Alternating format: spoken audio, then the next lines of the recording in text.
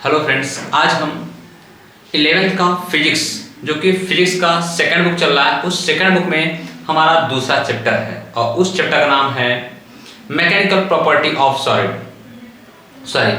Mechanical property of fluid, अर्थात द्रव का यांत्रिक प्रवाह। उस द्रव के यांत्रिक प्रवाह में आपको एक लेक्चर दिया गया जिसमें हम फ्लूइड किसे कहते हैं अर्थात तरल किसे कहते हैं उसके बारे में देखा, और फिर दाब किसे कहते हैं उसके बारे में देखा, और दाब के कुछ अन्य मात्रक के बारे में देखा।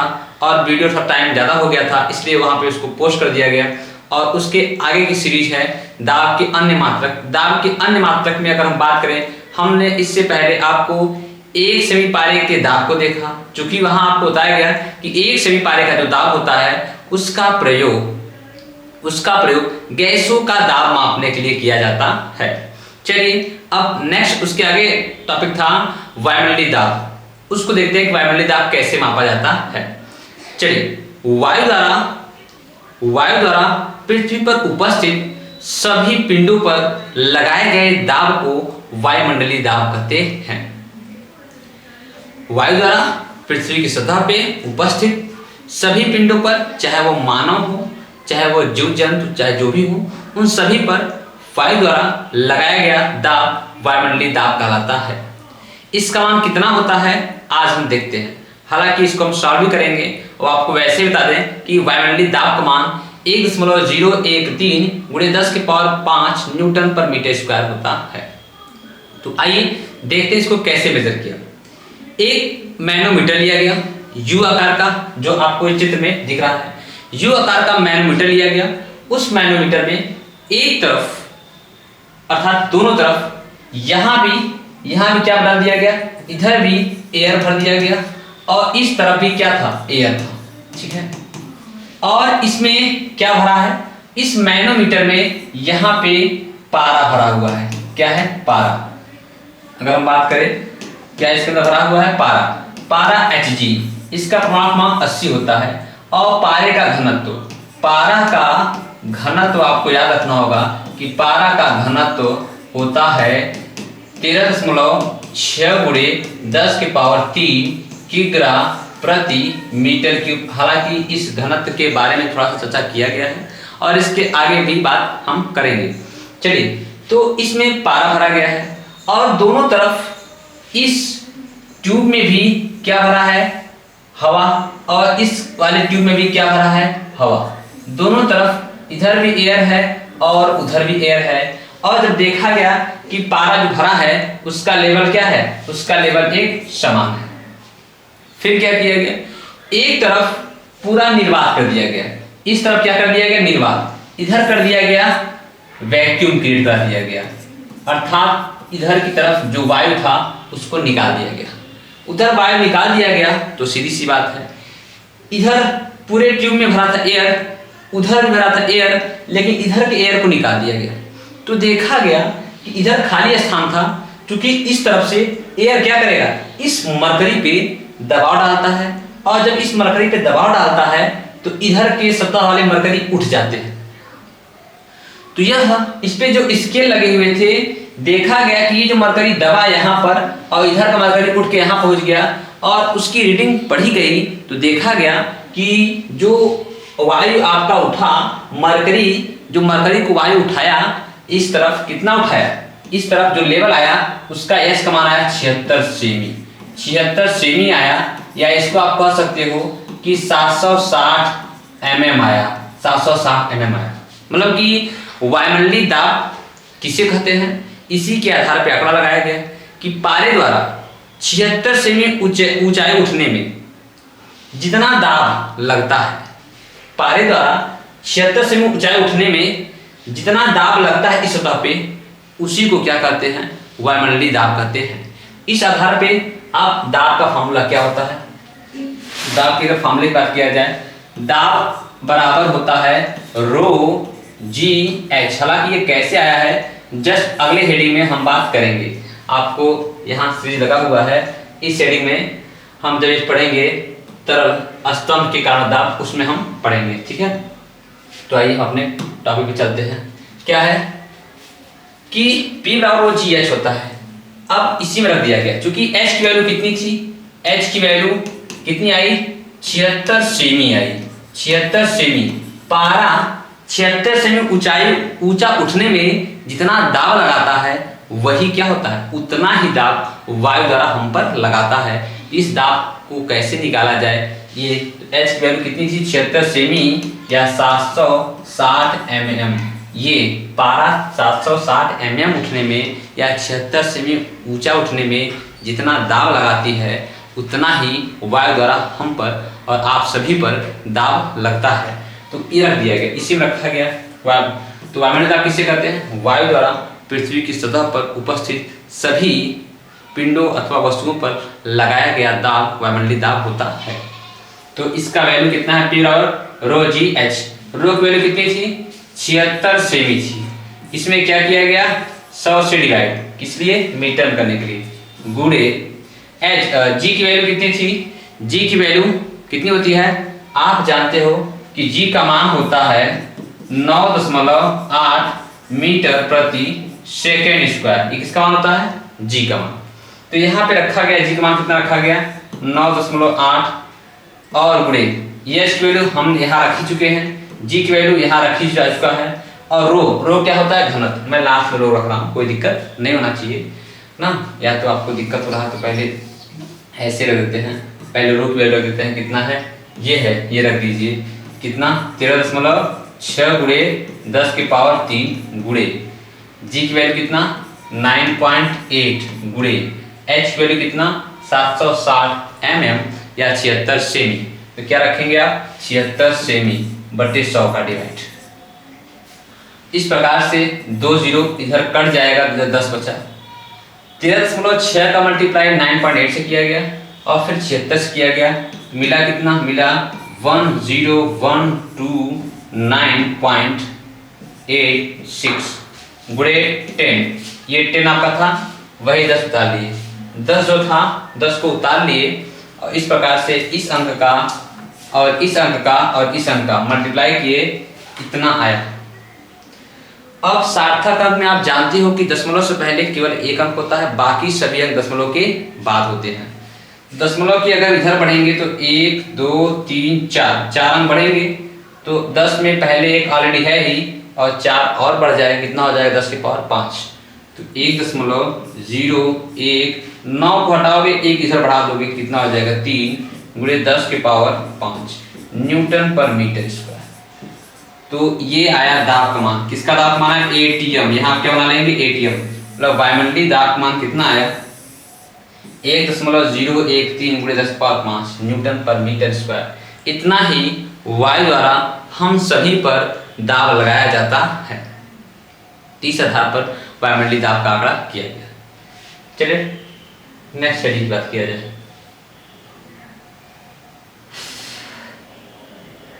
अगली हमारी हेडिंग है बार अथवा मिली बार।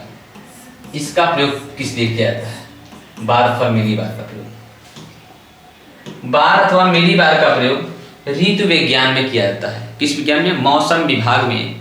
चूंकि मौसम विभाग में दाब को अगर बोलना होगा तो चूंकि मौसम विभाग में वायु द्वारा जो दाब लगाया जाएगा, कितना लगाया जाएगा 1.013 गुणे 10 की power 5 Newton per metre square.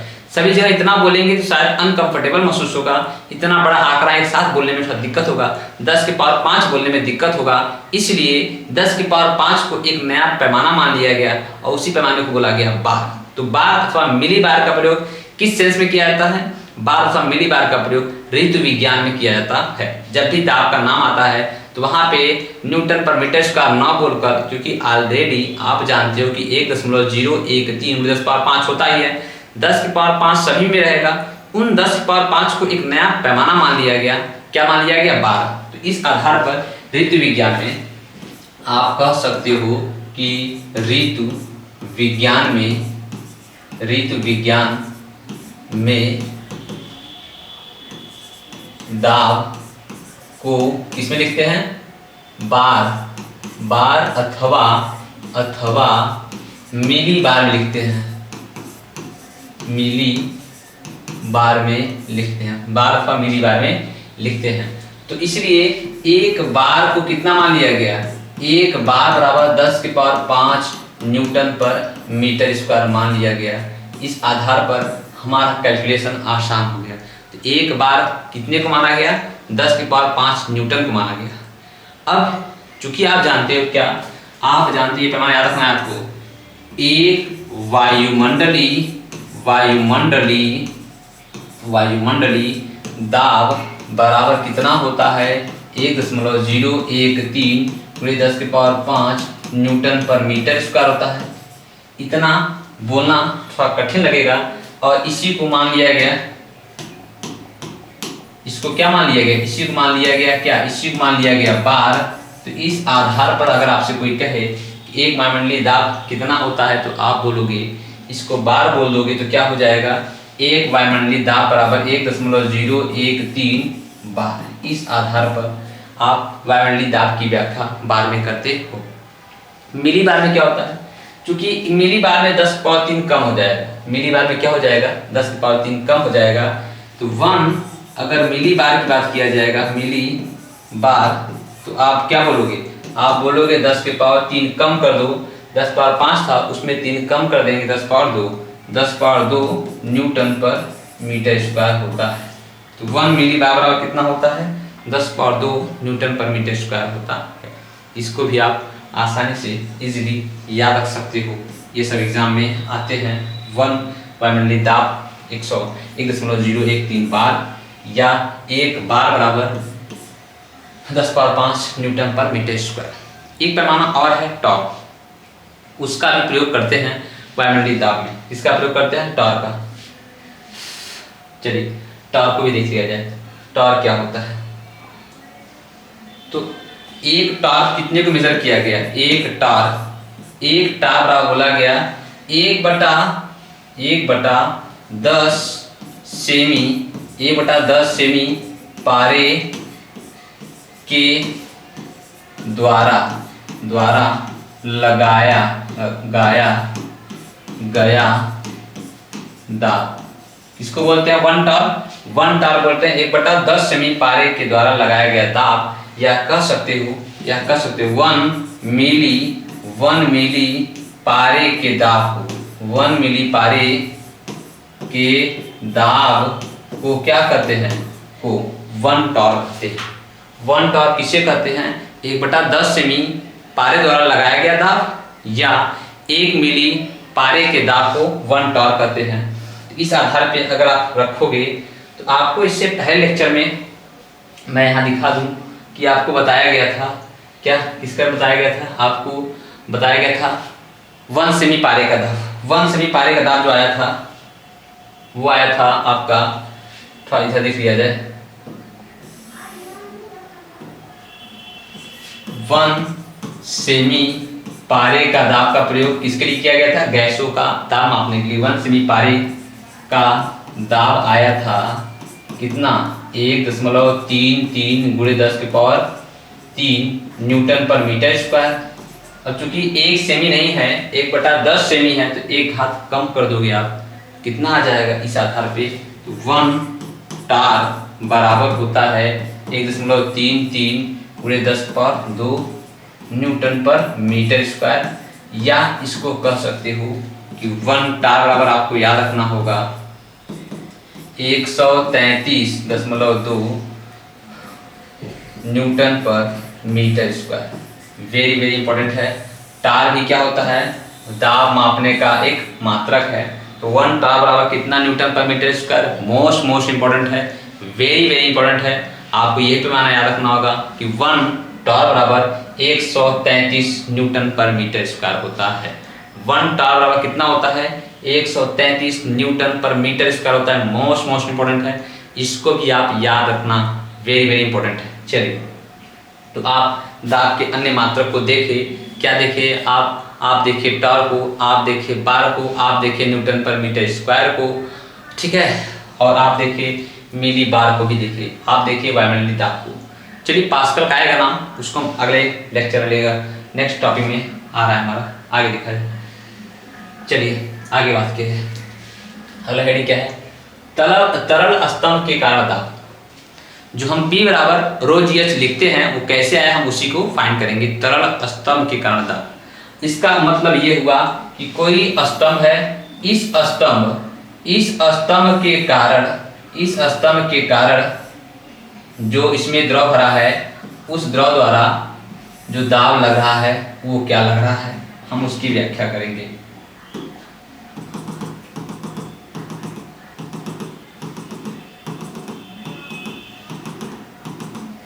मान लीजिए एक बर्तन है, तरल स्तंभ के कारण मान लीजिए बर्तन है जिसके स्तंभ की ऊंचाई क्या है, h है, और उस बर्तन का क्रॉस सेक्शनल एरिया जो है क्या है, उस बर्तन का क्रॉस सेक्शनल एरिया A है। ये बराबर हालांकि होगा क्या, यहाँ पे पाई आर स्क्वायर होगा, लेकिन कोई मतलब नहीं निकल रहा है, तो ये होगा A बराबर पाई आर स्क्वायर होगा। ठीक है, और इसमें चलिए अब बात करें कि तरल स्तंभ की कहां था। तरल स्तंभ जिसकी गहराई क्या है, जिसकी गहराई h है और अनुप्रस्थ काट का क्षेत्रफल क्या है, A है। तो स्तंभ के तली पर दाब, ये क्या है, स्तंभ का तली है, ये क्या है, स्तंभ का तली है। तो लिखोगे स्तंभ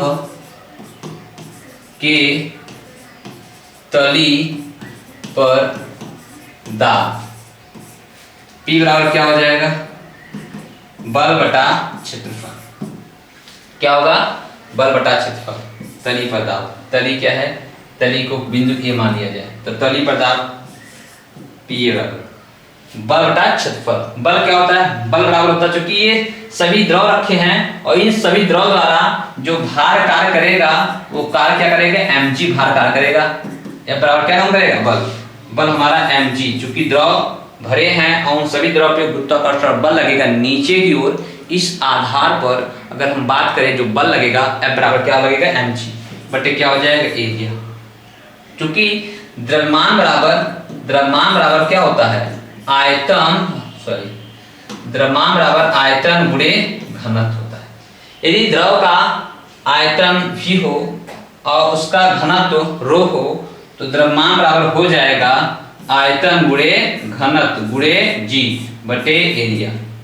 अब अगर हम बात करें उस बर्तन का आयतन क्या है, बर्तन का आयतन क्या है, इस अगर बर्तन का आयतन की बात करो, आयतन बराबर क्या होता है, आधार का क्षेत्रफल गुणे ऊंचाई। इस आधार पर आधार का क्षेत्रफल लगा सकते हो, तो क्या लग जाएगा, आधार का क्षेत्रफल गुणे ऊंचाई गुणे रो गुणे जी बटे क्षेत्रफल, नीचे A भी है, एरिया ये कट जाएगा, तो क्या आ जाएगा, रो जी एच आ जाएगा। इस आधार पर तरल स्तंभ के कारण जो दाब लगेगा क्या लगेगा, रो जी एच। ये कैसे आया, अभी आपको ये फाइंड करके दिखा दिया गया। तरल स्तंभ के कारण दाब लगेगा, जहां यहाँ लिख लो, जहां अगर बात करें, जहां रो क्या है, तरल का घनत्व और जी क्या है, जी गुरुत्वीय त्वरण है। जी क्या है, त्वरण होता है 9.8 मीटर पर सेकेंड स्क्वायर। एच क्या है, तरल की ऊंचाई एच, ये जी ये होता है एच। ठीक है, तो इस आधार पर तरल स्तंभ का अगर आपसे दाब निकालने के लिए बोला जाए, तो इस आधार पर आप तरल स्तंभ के कारण दाब निकाल सकते हैं। पी राव क्या होता है, रो जी एच होता है। चलिए आगे बात किया जाए, नेक्स्ट लेक्चर क्या है। चलिए बात करते हैं पास्कल का नियम। कहाँ पहुंच गए अब हम लोग, पास्कल के नियम पे पहुंच गए। पास्कल कौन थे, पास्कल एक वैज्ञानिक थे। वे द्रव पर अध्ययन किए और इस द्रव पे अध्ययन करने के पश्चात उन्होंने कुछ शर्त निकाला, द्रव के अंदर कुछ गुण देखा। गुण क्या था, उन्होंने बताया यदि किसी बर्तन में, यदि कोई बर्तन है, इस बर्तन में यदि द्रव शांत अवस्था में हो, द्रव कैसे हो, शांत हो अर्थात बंद हो अर्थात गति न कर रहे हो, द्रव विरामावस्था में हो तो उनके किसी भी बिंदु पर चाहे इस जगह पे चाहे इस जगह पे चाहे जिस जगह पे, उनके किसी भी बिंदु पर लगने वाले दाब के मान चारों दिशाओं में समान होते हैं। उनके किसी भी बिंदु पर, किसी बिंदु पर एक ही स्तंभ, एक ही ऊंचाई पर, किसी एक बिंदु पर अगर बात करें, ऊंचाई एक ही हो तो उस पर लगने वाले दाब के मान चारों दिशाओं में क्या होते हैं, समान होते हैं। ये मैं दिखाया हूँ, एक बर्तन में एक बूंद लिया द्रव का, एक बूंद के पर अध्ययन किया, अब दिखाया कि देखो चारों दिशाओं में जो दाब के मान है क्या है, सभी दिशाओं में दाब के मान समान है। इन्होंने यही पास्कल बोले। पास्कल ने क्या बोला कि पास्कल ने बोला जल के स्थिर अवस्था में किसी बिंदु पर चारों दिशाओं में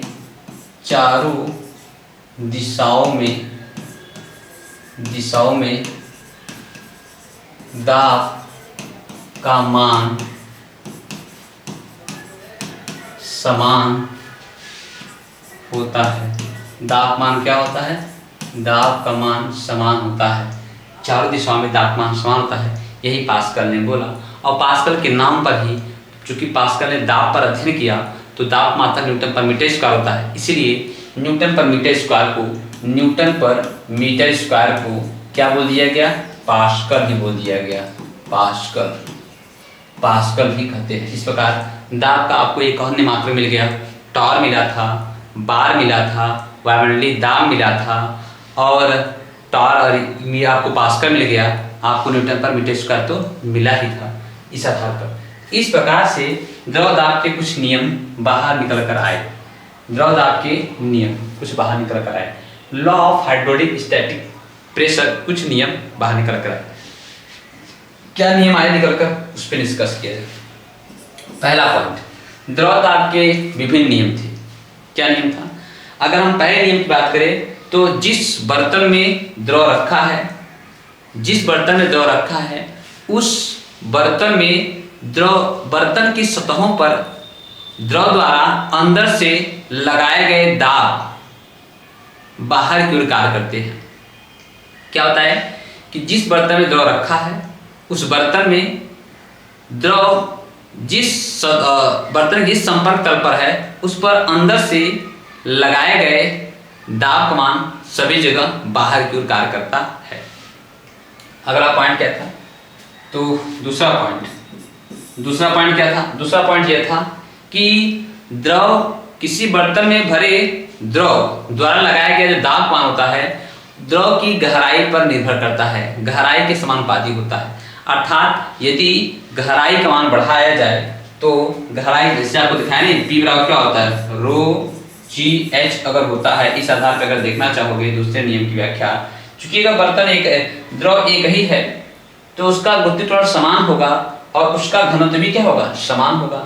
द्रव यदि एक ही है, द्रव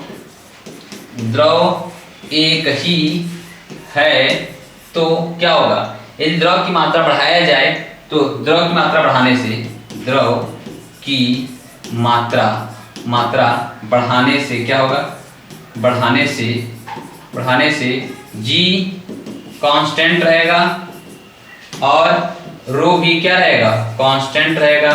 क्या बढ़ेगा, एच बढ़ेगा तो उस आधार पर एच समानुपाती होगा किसके, पी के, एच समानुपाती होगा पी के, तो पी भी बढ़ेगा। अर्थात गहराई के साथ द्रव का दाब का मान बढ़ता जाता है।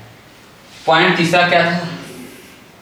पॉइंट तीसरा द्रव का दाब ये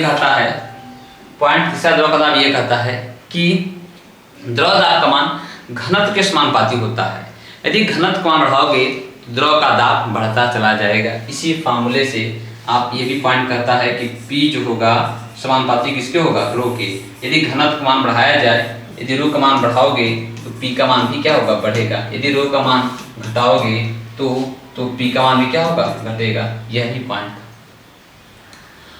और चौथा पॉइंट क्या आया द्रव दाब के नियम का? चौथा पॉइंट आया कि यदि बर्तन में किसी एक ही बिंदु पर अगर दाब को देखा जाए, उस बिंदु पर एक ही सतह की ऊंचाई, एक ही ऊंचाई पर उस बिंदु पर सभी जगह दाब मान क्या होते हैं? समान और चारों दिशाओं में समान लगते हैं, जो कि पास्कल ने भी बोला था। तो चारों दिशाओं में एक ही बिंदु पर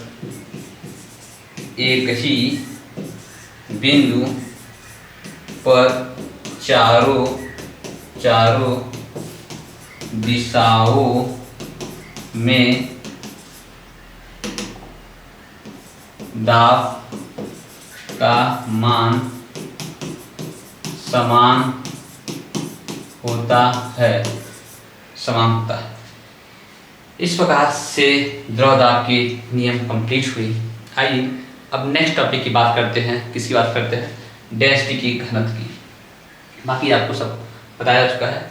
आगे चलिए बात करते हैं नया पेज से। चलिए अब थोड़ा सा व्याख्या करते हैं किसकी? घनत्व की। घनत्व किसको कहते हैं, हम उसके बारे में देखा जाए। घनत्व, डेंसिटी,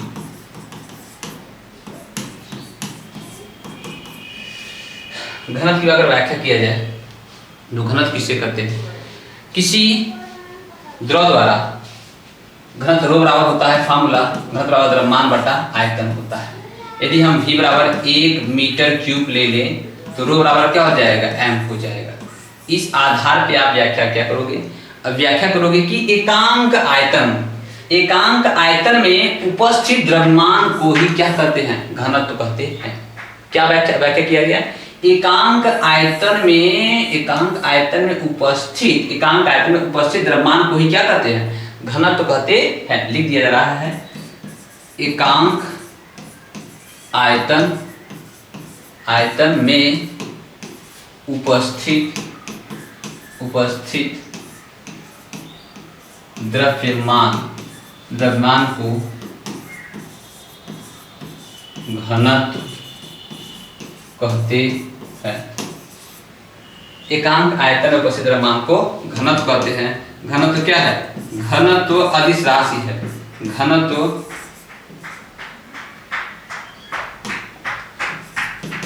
अदिश राशि है। मात्रा क्या होगा घनत्व का? मात्रा क्या होगा? अगर मात्रा की बात करें तो मात्रा क्या आएगा? मात्रा क्या होगा? क्योंकि द्रव्यमान का मात्रा क्या होता है? केजी का क्यूब, किग्रा, और आयतन का मात्रक मीटर क्यूब होता है, किग्रा प्रति मीटर क्यूब होता है।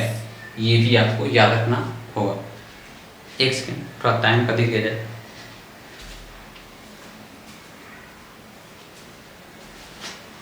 चलिए टाइम काफी हो चुका है। एक टॉपिक और देख लेते तो ज़्यादा सही रहता। चलिए उसको भी देख लिया जाए। अगर हम बात किया जाए कि घनत्व की, आपको एक बार फिर से रिवाइज कर दिया जा रहा है कि घनत्व यम के एस में हो, यम के एस में हो 10 की पावर 3 से भाग दे के सीजीएस में बदल देते हैं। मैं उसमें उल्टा बताया था आपको कि सीजीएस में हो 10 पावर 3 से गुणा करके एम के एस में ला सकते हो। बात एक ही हुआ। लेकिन मैटर, एक मैटर आपको और देखना होगा। मैटर क्या है? मैटर ये है कि यदि 4 डिग्री सेंटीग्रेड, जल की बात कर रहा हूँ, वन में जल की 4 डिग्री सेंटीग्रेड पर जल का घनत्व सबसे अधिक तथा आयतन सबसे कम होता है, सबसे कम होता है। और कुछ बात और करेंगे घनत्व के कंसेप्ट को, लेकिन टाइम काफ़ी हो चुका है, इसलिए अब इसके बाद नेक्स्ट वीडियो नेक्स्ट लेक्चर में देखा जाएगा। Thank you watching for this video.